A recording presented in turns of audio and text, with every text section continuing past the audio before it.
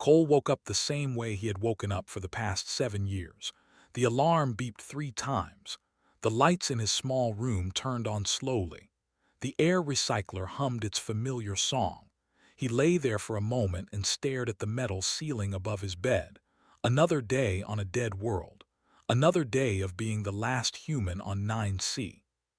He was 34 years old now. He had been 27 when the atmosphere collapsed and killed everyone else. 40,000 people had lived in this colony once, families and workers and children and dreamers. They had come to this distant world hopping to build something new. Cole had been an agricultural engineer back then. His job was to make things grow in places where nothing should grow. Now his job was simply to stay alive. He got out of bed and walked to the small mirror on the wall. A tired face looked back at him. His brown hair had grown long and he had stopped cutting it properly years ago. His beard was thick and rough. His eyes still had life in them, though. That surprised him sometimes. After everything he had seen and lost, his eyes should have been empty, but they were not. Cole followed his morning routine without thinking about it. He checked the water recycler first. It was old and made strange noises, but it still worked. He had repaired it 11 times over the years. Each time he thought it would finally die, and each time he found a way to keep it running. Then he checked the oxygen generators. They pulled what little they could from the thin, poisoned air outside and made it breathable. They were working fine today. He walked to his small garden next. This was the room he cared about most. Under artificial lights that mimicked a sun this world would never see again, he grew vegetables and herbs and small fruit plants. Tomatoes and lettuce and beans and peppers. They grew in recycled water and nutrient solutions he had learned to make from the colony's remaining supplies. This garden kept him alive. It also kept him sane. Cole talked to his plants every morning. He knew they could not hear him, but it did not matter. They were alive, and so was he, and sometimes that was enough.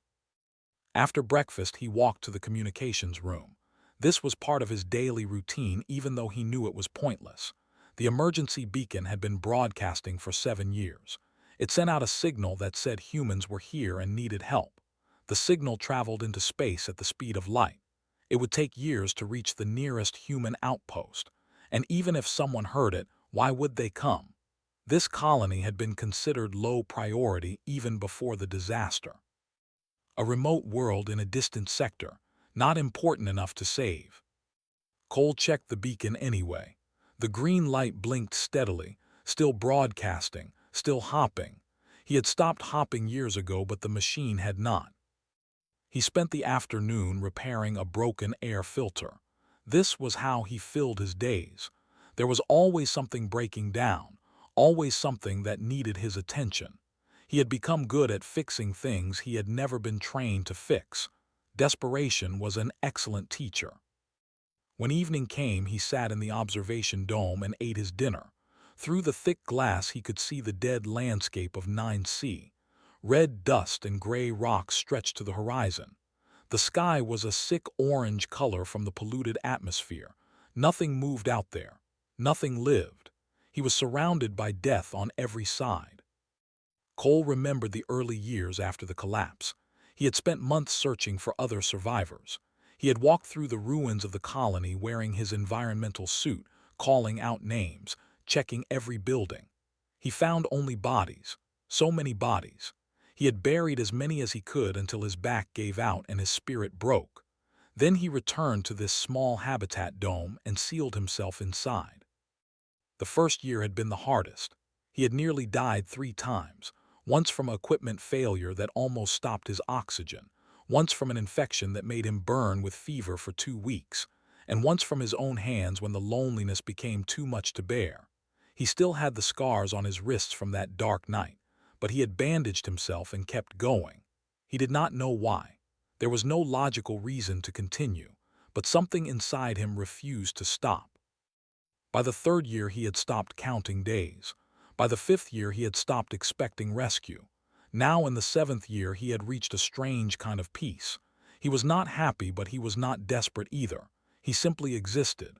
He woke up and worked and ate and slept and did it all again the next day. This was his life now. This was probably how he would die. Cole finished his dinner and was about to return to his sleeping quarters when something happened. Something that had not happened in 7 years. The communications array made a sound, not the steady beep of the outgoing beacon, something different, an incoming signal. Cole froze. He stared at the communication panel across the room. A new light was blinking, yellow, incoming transmission. His heart began to pound in his chest. His hands started to shake. This was impossible. No one knew he was here. No one was coming. He walked to the panel slowly. His legs felt weak. The yellow light kept blinking. He reached out and touched the controls. Data scrolled across the screen. Signal analysis. Frequency patterns, source location. The signal was not human. Cole felt his blood turn cold. The frequencies were wrong. The patterns were unlike anything in the colony's database. This was alien communication. Something out there had heard his beacon. Something not human was responding. He looked up through the observation dome. 3 points of light were moving in the night sky. They were not stars. Stars did not move like that. They were ships. 3 ships entering orbit around his dead world. Cole watched as the ships descended through the orange sky. They were shaped like teardrops with sharp edges, dark metal that seemed to absorb light rather than reflect it. They moved with a grace that human ships could never match. They were beautiful and terrifying at the same time. The ships landed in a triangle formation around his habitat dome. Dust rose from the ground and slowly settled. Then everything was still and quiet again. Cole's mind raced. 7 years alone and now this. He had imagined rescue 1,000 times. He had dreamed of human ships arriving to take him home, but this was not rescue. This was something else entirely, something unknown. He moved quickly through the dome and grabbed the only weapon he had, a mining laser cutter. It was meant for cutting through rock, not for fighting, but it was all he had. He walked to the airlock and stood there waiting. His heart pounded so hard he could hear it in his ears. The external sensors showed movement. 3 figures were approaching his dome. They were tall, much taller than humans. They had 4 arms. Cole gripped his laser cutter and waited for whatever came next. For 7 years he had been alone on a dead world.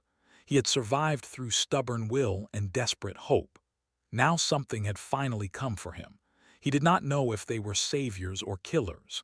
He only knew that his long solitude was about to end one way or another.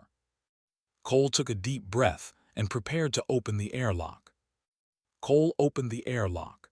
The outer door slid apart with a hiss of escaping air. He stood there with his mining laser raised and his heart beating fast. The orange light of the dying sun spilled into the chamber, and then he saw them clearly for the first time. The 3 aliens stood just outside. They were tall, nearly 8 feet, with scaled skin that shifted between dark green and brown. Each one had 4 arms, 2 larger ones near the shoulders and 2 smaller ones near the chest. Their faces were long and narrow with jaws that held many sharp teeth. Along their jaws were small pits that seemed to sense the air around them. Their eyes were large and golden, and they watched Cole with an intensity that made his skin crawl. They were predators. Everything about them screamed hunter, the way they stood, the way they moved, the way their eyes tracked his smallest movements. Cole had never seen anything like them. He had never felt so much like prey.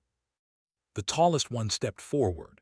She was covered in ritual scars that ran up and down her 4 arms, old wounds that had healed into raised patterns, marks of experience and survival. She held up a small device and spoke in a language Cole could not understand, clicks and growls and sounds that no human throat could make. Then the device spoke in broken but clear English. Human, we tracked signal to this world, expected threat, found only you. Cole kept his laser raised. His arms were shaking, but he tried to keep his voice steady. I am Cole. I am the only survivor of this colony. The signal is an emergency beacon, a call for help. The 3 aliens looked at each other. Something passed between them. Confusion, maybe, or surprise. The tall one with the scars spoke again through her translator.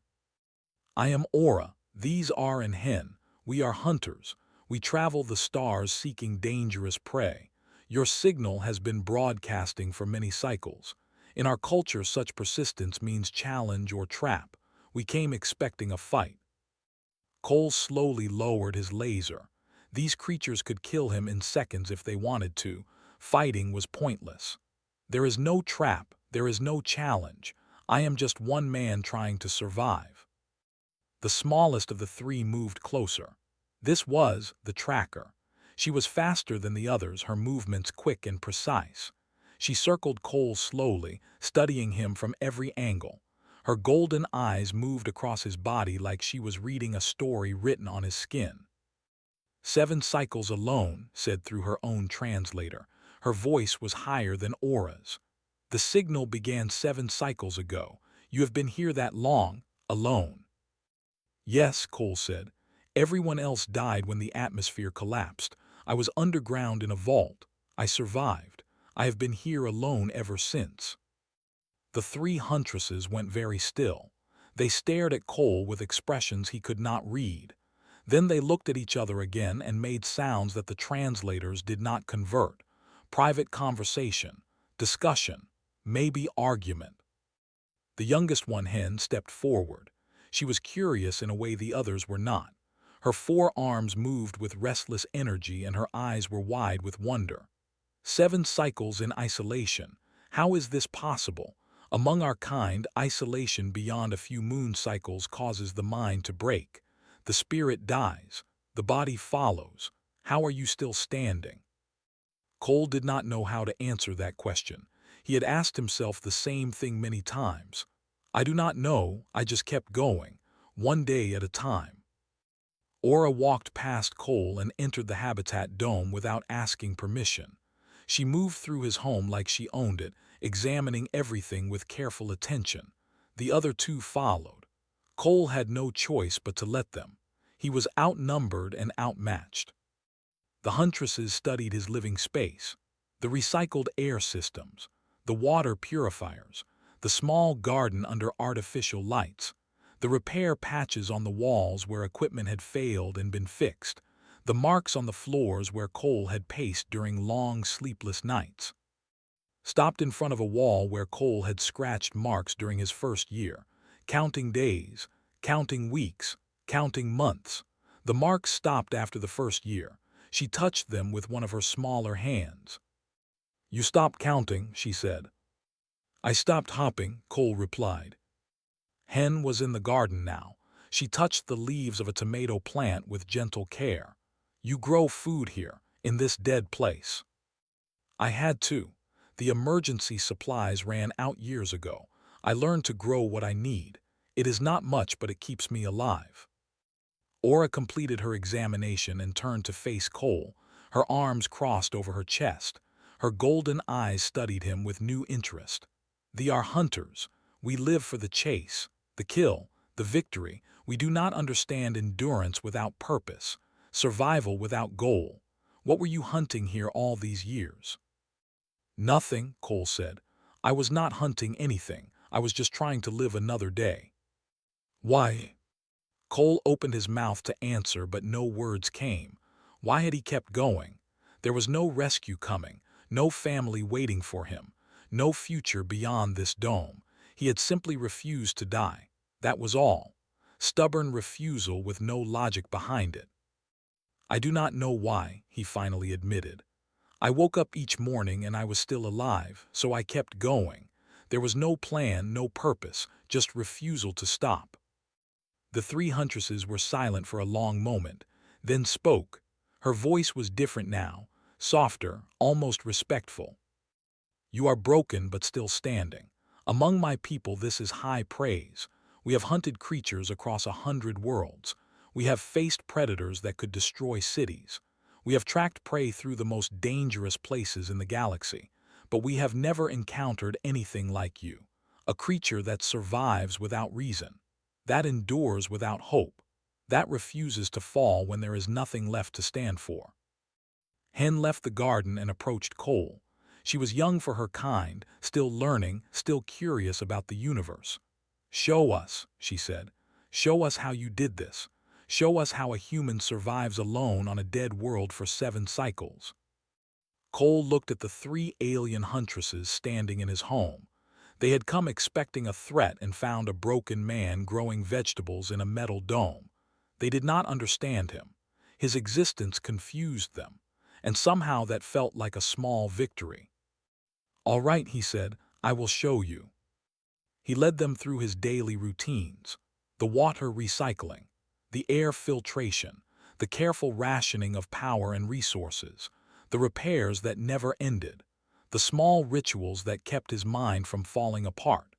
The 3 huntresses watched and listened and asked questions that revealed how different their cultures were. They lived for the hunt.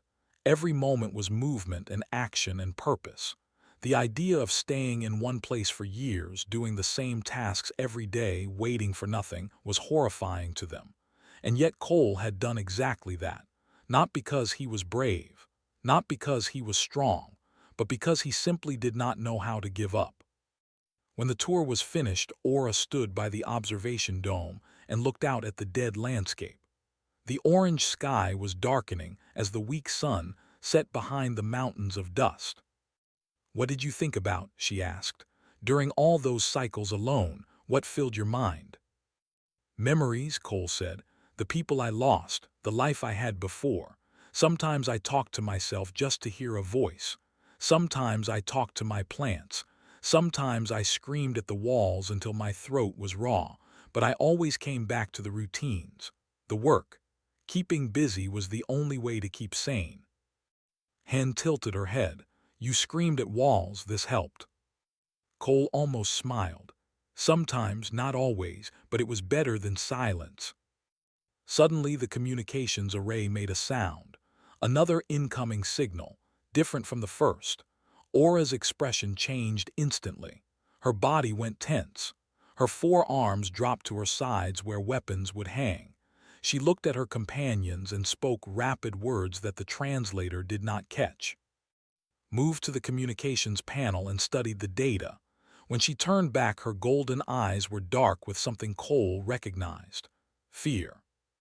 Aura faced Cole with a grim expression. "The message, your beacon, it has been received by something else, something worse than us. They are coming." Cole felt the small hope that had begun to grow inside him wither and die. Who is coming?" "We call them the Hollow," Aura said, "and they are coming for you." The word hung in the air like poison. The Hollow. Cole did not know what it meant, but he could see the fear in the huntresses. These were creatures who chased dangerous prey across the stars. They did not seem like beings who frightened easily. Yet now they were afraid. "What is the Hollow?" Cole asked. Aura moved away from the window and began checking her weapons. She had 4 arms and each one carried something deadly. Blades and devices that Cole did not recognize. The Hollow is not a species. It is a machine, a collective intelligence that spreads across the galaxy like a disease. It consumes organic civilizations to fuel its expansion. Worlds, ships, people, everything becomes raw material for its growth. Was still at the communications panel.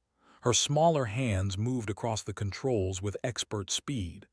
"The Hollow hunts signals. It looks for isolated transmissions, beacons from ships in distress, colonies calling for help, anything that suggests easy prey, undefended targets." Cole felt sick.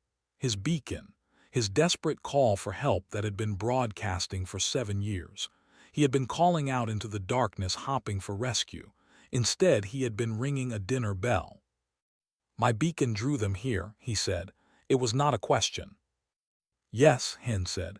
She was packing now, her young body full of nervous energy. "The Hollow detected your signal years ago. They have been traveling toward it ever since. They are slow but patient. They always arrive eventually." Cole walked to the observation dome and looked up at the dark sky.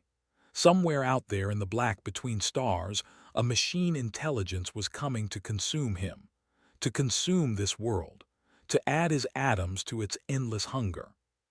"How long until they arrive?" he asked. Aura joined him at the window. "Days, perhaps a week. The signal detected was a scout probe. It confirmed your location and sent the information back to the main fleet. They will come in force." "Can you stop them? Can you fight them?" The huntress shook her head. "We are 3 hunters with 3 small ships. The Hollow will send hundreds of vessels, thousands of drones. We cannot fight that. No one can." Cole turned to face her. "Then why are you still here? Why did you come at all?" Aura met his eyes. Her golden gaze was steady and calm despite the fear underneath. "We are hunters. We have fought Hollow scouts before. We recognized the pattern of your beacon and came to investigate. We thought perhaps someone was using the signal as bait for a trap. We thought we might find allies or at least a worthy hunt. Instead, we found you." "One human on a dead world," Cole said bitterly. "One human who survived alone for 7 cycles," Aura corrected. "That is not nothing. That is remarkable, but it does not change what is coming. The Hollow cares nothing for your endurance. It will take this world and everything on it." Stepped away from the communications panel. "We should leave. Our ships are fast. We can escape before the Hollow arrives. Human, you should come with us." It was the logical choice. The only choice, really. Stay and die or run and live. Cole had spent 7 years fighting to survive. He should jump at the chance to escape this dead world, to see the stars, to breathe air that was not recycled through ancient machines. But something held him back, something that had kept him alive all these years, that stubborn refusal that had no logic behind it. "If I leave," Cole said slowly, "what happens to the beacon?" Hen tilted her head in confusion. "The beacon, it continues broadcasting until the power dies. Why does this matter?" "Because the Hollow is tracking the signal. If I leave and the beacon keeps broadcasting, they will come here and find nothing. Then they will continue to the next signal, the next colony, the next world full of people who have no warning." The 3 huntresses exchanged glances. Cole could see they had not considered this. Their minds thought in terms of the hunt, of predator and prey, of personal survival. The idea of staying behind to protect strangers was foreign to them. "You cannot stop the Hollow by staying," Aura said. "You will simply die." "I know, but what if I could change the signal? What if instead of calling for help, the beacon sent a warning? Something that told others to stay away. Something that made the Hollow think twice about coming here. Made a sound that might have been laughter. A warning would need to reach across vast distances, faster than light. Your technology cannot do this. And even if it could, the Hollow does not fear warnings. It fears nothing." Cole turned to face the tracker. "You said they have fought Hollow scouts before. How? What makes them hesitate?" The question caught off guard. She looked to Aura for guidance. The older huntress was silent for a long moment, her arms crossed over her chest. "There is a way," Aura finally said.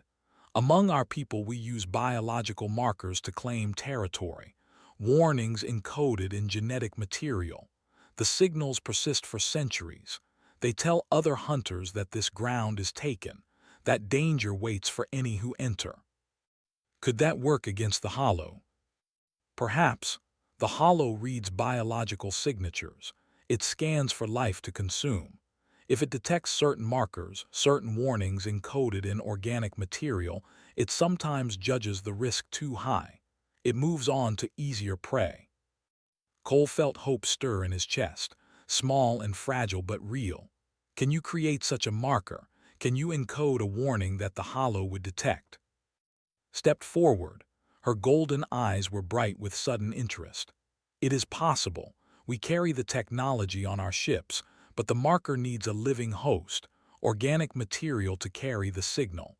The encoding process is painful and dangerous. Most subjects do not survive." "Use me," Cole said. The words came out before he could stop them. They hung in the air between them. The 3 huntresses stared at him with expressions of pure shock. Hen spoke first. You would sacrifice yourself for worlds you have never seen, for people you will never meet. I have been dying slowly for 7 years, Cole said. Every day alone in this dome has been a small death. If I can turn that into something meaningful, something that protects others, then yes, use me. Aura studied him with new eyes. She had seen many things in her long life as a hunter, brave prey and cowardly predators, creatures that fought to the last breath and creatures that surrendered without struggle. But she had never seen anything like this human. This broken man who refused to run even when running was the only sensible choice. The process will bond the warning to your genetic structure, she explained. Your DNA will become the carrier. The beacon will broadcast your biological signature across the stars. Any hollow scout that detects it will read the warning encoded in your cells. They will see danger. They will see threat. They will think twice before approaching. And what happens to me? Cole asked. The bonding process is traumatic. It rewrites your cellular structure at the deepest level. Among our people, the survival rate is low. For a human, a species we have never tested this on, the survival rate is unknown. You will likely die. Cole looked around his habitat dome, the garden he had tended for 7 years, the walls he had screamed at during his darkest moments, the marks on the floor from his endless packing. This place had been his prison and his salvation. It had kept him alive when everything else wanted him dead. I was supposed to die 7 years ago, he said quietly. Every day since then has been borrowed time. If I can spend that time buying safety for others, then it is a good trade. Aura nodded slowly. There was respect in her eyes now, something that looked almost like admiration. We will begin preparations. The process takes several hours. You should rest while you can. Cole shook his head. No, show me what you are going to do, explain everything, I want to understand. So they showed him. The technology was elegant and terrifying. Biological encoding systems that could write messages into living flesh. Genetic markers that persisted across generations. Warning signals that spoke a language older than words. Cole listened and learned and prepared himself for what was coming. He had spent 7 years surviving without purpose. Now he had found one. He would become the warning that spread across the stars. He would become the shield that protected worlds he would never see. It was, he realized, the first time in 7 years that he felt truly alive. The Huntresses worked through the night. They brought equipment from their ships and set it up in Cole's habitat dome. Strange machines that hummed with energy. Containers of biological material that glowed with soft light. Tools that looked more like living creatures than technology.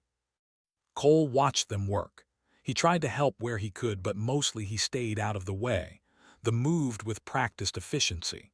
They had done this before, encoded warnings into living hosts, but never with a human, never with someone so fragile and unknown. Aura supervised everything. Her arms directed the work while her golden eyes tracked every detail. She was the leader and the others followed her without question. Cole wondered how many hunts she had led, how many dangers she had faced, how many times she had seen death and walked away. Handled the delicate work. Her smaller hands were perfect for the precise adjustments the encoding required. She moved like water, smooth and quick, never wasting motion. When she spoke, it was in short sentences, direct and clear. Cole respected that. Hen assisted where needed. She was the youngest and the most curious. She asked Cole questions while they worked, about his life before the colony, about the collapse, about the years alone. He answered as honestly as he could. Her questions helped pass the time and kept his mind away from what was coming. Why did you come to this world? Hen asked. Before the collapse, what brought you here? Cole thought about it. The memories felt distant now, like they belonged to someone else. I was young and foolish. I wanted adventure. Earth was crowded and the colonies seemed like the future. I trained as an agricultural engineer and signed up for the most distant posting I could find. I thought I would help build something new. and instead you found death. I found silence. The collapse happened so fast. One day everything was normal. The next day the air turned to poison and everyone was dying. I was underground checking the seed vaults. The doors sealed automatically when the atmosphere failed. By the time I came out, everyone was gone. Hen was quiet for a moment. Her forearms hung still at her sides. You buried them, found the graves when she scouted the area. As many as I could. It seemed important at the time to give them that respect, that dignity. Now I am not so sure. Maybe I just needed something to do, something to keep me from thinking too much. You honored the dead. This is not weakness. Among my people we believe the dead watch us from beyond. They judge our actions and remember our choices. You gave them rest, and in return they gave you strength to continue. Cole almost smiled. I do not believe in spirits, but I like that idea. Maybe they have been watching over me all these years. 40,000 ghosts keeping one fool alive. The work continued. Hours passed and the equipment took shape around them. Cole learned what each machine did. The encoder that would rewrite his DNA. The amplifier that would boost the signal. The beacon interface that would broadcast his new genetic signature across the stars. Aura explained the process again. She wanted him to understand completely, to know exactly what he was choosing. The encoding will bind the warning to every cell in your body. Your blood, your bones, your organs, everything that makes you human will carry the message. When the beacon transmits your biological signature, the warning goes with it. Any hollow scout that detects the signal will read the danger encoded in your cells. What will they read exactly? Cole asked. Threat, danger, trap. The encoding uses universal biological markers that all machine intelligences recognize. Signals that say this place is defended, this prey fights back, this target is not worth the cost. The hollow is patient, but it is also efficient. It does not waste resources on difficult hunts when easier prey exists. Cole nodded. He understood. His body would become a scarecrow, a warning sign written in flesh and blood. The hollow would see his signal and choose to look elsewhere. There is one more thing, Aura said. Her voice was serious, more serious than before. The encoding will hurt, more than anything you have ever experienced. Your cells will fight the change. Your body will try to reject the new information. Many who undergo this process die from the shock alone. Those who survive often wish they had not. I understand. Do you, truly? You have endured much in your 7 cycles alone, hunger and fear and loneliness, but this is different. This is your body being rewritten at the deepest level. There is no preparation, no way to make it easier. You will simply have to endure. Cole met her golden eyes. He thought about the past 7 years, the times he had wanted to die, the times he had fought to live, the scars on his wrists from the night he almost gave up, the morning after when he had bandaged himself and kept going anyway. I have spent 7 years enduring things that should have killed me, he said. One more night will not break me. Aura studied him for a long moment, then she nodded. Perhaps you are right. Perhaps humans are made of stronger stuff than we knew. We shall see. The equipment was ready. The machines hummed with power. The biological material glowed in its containers. Everything was prepared for the encoding. Cole walked to the communications room one last time. He sat down at his recording station and activated the log. He had recorded thousands of entries over the years. Most were pointless rambling to fill the silence. This one would be different. This is Cole, colony agricultural engineer, sole survivor of 9C. This is my final log entry. He paused, gathering his thoughts. 7 years ago, the atmosphere collapsed and killed everyone I knew. I survived by accident. I stayed alive by stubbornness. I never expected rescue and I never received it. But tonight something changes. Tonight I stop being a survivor and become something else. 3 hunters from a species called the found me. They came because of my beacon. They taught me that my signal has been calling something terrible across the stars. A machine intelligence called the Hollow. It consumes worlds. It would have consumed this one and moved on to others. But they know a way to stop it. They can encode a warning into my body. My DNA will carry a message that tells the Hollow to stay away. My beacon will broadcast that warning across the stars. Every ship that detects my signal will know that this place is dangerous, that something here fights back. The process will probably kill me. They are honest about that, but I have been dying slowly for 7 years anyway. This way my death means something. This way the silence of 9C becomes a shield instead of a grave. To anyone who hears this recording, I want you to know that I was not brave. I was just too stubborn to quit. But stubbornness can become something greater when it serves a purpose beyond yourself. I finally found that purpose. I hope it is enough. Cole signing off. He stopped the recording and stood up. The Huntresses were waiting for him. The machines were ready. The moment had come. Cole walked to the encoding chamber. It was a simple platform surrounded by the technology. He would lie there while the machines did their work. He would feel his cells being rewritten. He would either survive or he would not. Hen approached him before he stepped onto the platform. Her young eyes were filled with something like sorrow. I wish we had more time. I would have liked to know you better, to understand how humans endure what should destroy them. Cole smiled at her, a real smile, the first in years. If I survive, you can ask me anything you want. If I do not, then take my story with you. Tell others about the human who lived alone on a dead world. Maybe it will help someone else keep going when everything seems lost. I will remember you, Hen promised. Whatever happens tonight, I will remember. Cole stepped onto the platform and lay down. The machines began to power up around him. Aura stood at the controls beside her. Their golden eyes watched him with respect and wonder. Are you ready? Aura asked. Cole thought about his garden, his plants, the small living things he had kept alive all these years. He thought about the 40,000 graves outside, the people who never got to make a choice like this. I am ready, he said. Aura activated the encoding, and Cole began to scream. The pain was beyond anything Cole had ever imagined. It started in his blood, a burning sensation that spread through his veins like liquid fire. Then it moved deeper into his bones, into his organs, into places he did not know could feel pain. Every cell in his body was being rewritten.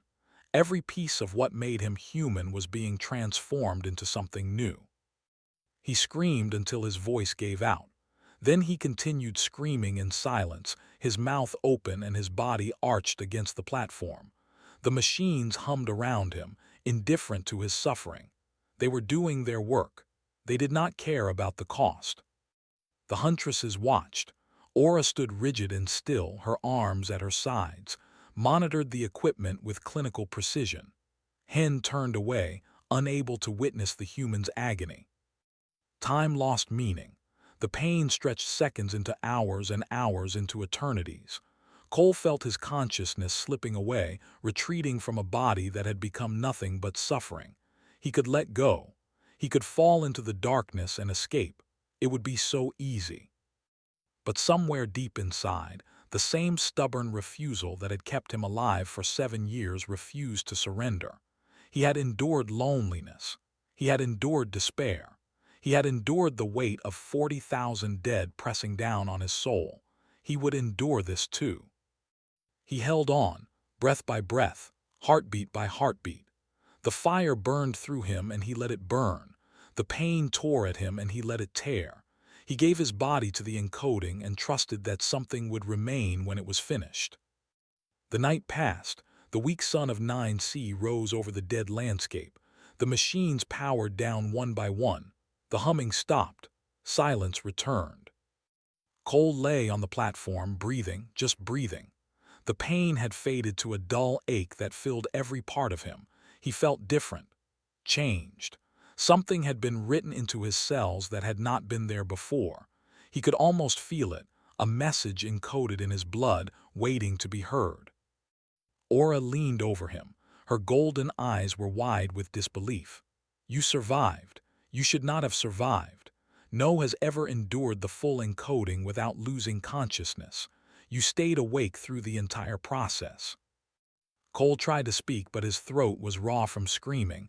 He managed a weak whisper. I told you, stubborn. Ran her scanning equipment over his body. She checked the readings 3 times before she believed them. The encoding is complete. His genetic signature now carries the warning markers. Every cell in his body broadcasts the message. When the beacon transmits, the hollow will receive a signal that says danger and death await any who approach. They helped Cole off the platform. His legs could barely hold him. He felt like he had been taken apart and put back together wrong. But he was alive. Against all odds, against all expectations, he was still alive. Hen supported him as he walked to the communications room. The beacon controls waited for him, the final step in his transformation from survivor to guardian. The beacon must be modified to transmit your biological signature along with the distress call, Aura explained. Has prepared the interface.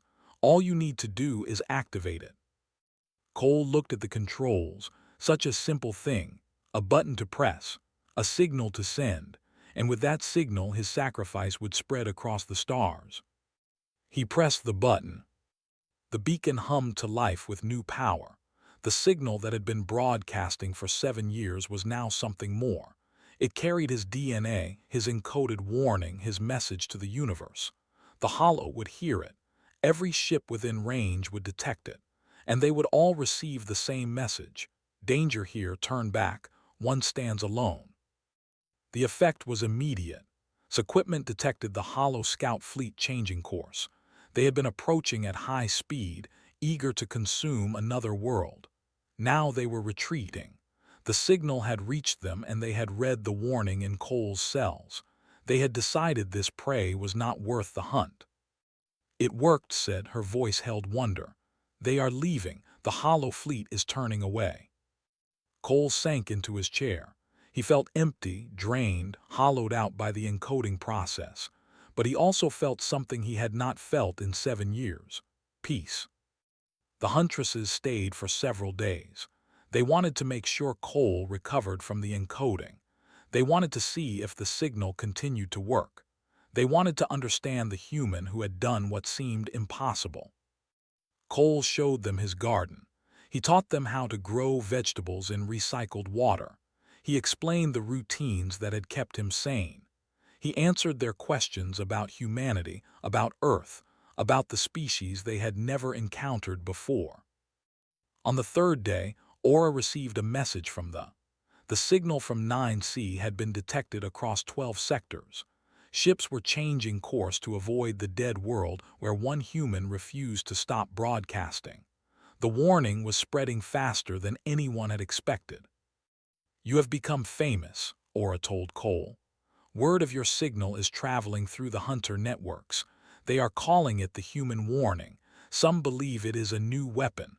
Others believe it is a trap. None of them want to investigate. Good, Cole said. Let them stay away. Let them all stay away. Hen sat with him that evening. The orange sunset painted the dead landscape in shades of fire and blood. She had been quiet all day, thinking about something she did not want to share. I will tell your story, she finally said. When I return home, when I continue my training, I will tell other hunters about the human who survived alone on a dead world, who turned himself into a warning without violence, who stood as a shield for worlds he would never see. Why? Cole asked. Because stories matter. They change how we see the universe. The belief that survival belongs only to the strong, that weakness deserves death, but you have shown me something different. You survived through endurance, through refusal, through a strength that has no name in my language. She paused, searching for words. I am going to create a word for what you are. The closest translation would be, the one who endures so others may flee. It will become part of our language, part of our culture. Long after you are gone, humans will be remembered as the species that produced you." Cole did not know what to say. He had never thought of himself as remarkable. He had simply refused to die, but perhaps that was remarkable enough. On the fifth day, the Huntresses prepared to leave. Their ships powered up and their equipment was packed away. They had stayed longer than they intended. Other hunts awaited them. Other prey called to them across the stars. Aura faced Cole one last time. Her arms clasped his shoulders in the gesture of respect. "You have earned my admiration, human. I do not give it easily. Live well, tend your warning, and know that somewhere in the galaxy, 3 hunters remember the man who stood alone against the darkness." "Thank you," Cole said, "for everything, for finding me, for giving me purpose." The Huntresses boarded their ships. The engines roared to life. One by one they rose into the orange sky and disappeared into the black beyond. Cole watched them go. Then he returned to his dome, to his garden, to his routines. But everything was different now. He was no longer a survivor waiting to die. He was a guardian protecting worlds he would never see. His beacon broadcast his warning across the stars, telling all who heard it that this place was defended, that someone stood watch here, that the darkness should look elsewhere. Weeks passed, months passed. Cole maintained his garden. He recorded new log entries. He watched the stars at night and wondered how far his signal had traveled. Messages began to arrive. Ships that detected his beacon and transmitted responses. Most were confused, asking what the warning meant. Some were grateful, thanking an unknown guardian for the protection he provided. A few were fellow survivors, alone on distant worlds, inspired by the knowledge that endurance had meaning. Cole answered them all. His beacon became more than a warning. It became a connection, a thread linking him to a galaxy he had never seen. He was still alone on a dead world. The 40,000 graves still surrounded his dome. The orange sky still poisoned the air outside. Nothing had really changed. And yet everything had changed. Cole had spent 7 years surviving without purpose. Now he had found one. He was the warning that spread across the stars. He was the shield that protected the weak. He was the one who endured so others might flee. He stood at the observation dome and watched the sunset. The light painted the dead landscape in shades of gold and red. Somewhere out there, his signal was being received. Somewhere out there, ships were turning away from danger because of him. Somewhere out there, his sacrifice was saving lives. Cole smiled. It was the smile of a man who had finally found his place in the universe. He went to check on his garden. The tomatoes were almost ripe.